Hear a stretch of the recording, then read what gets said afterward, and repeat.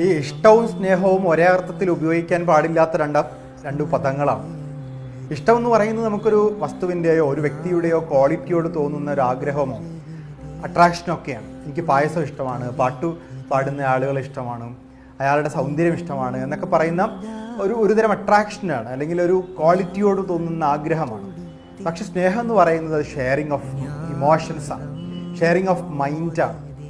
രണ്ട് ഹൃദയങ്ങളെ ചേർത്ത് വെക്കപ്പെടുന്നത് എപ്പോഴാണ്? രണ്ട് ഹൃദയങ്ങൾ ചേർത്ത് വെക്കപ്പെടുന്നത് രണ്ട് ഹൃദയങ്ങളിൽ ഇമോഷൻസ് ഷെയർ ചെയ്യപ്പെടുമ്പോഴാണ്. നമുക്ക് ഏറ്റവും സങ്കടം വരുമ്പോൾ നമ്മൾ തുറന്നു പറയുന്നത് നമ്മൾ സ്നേഹിക്കുന്നവരോടാണ്.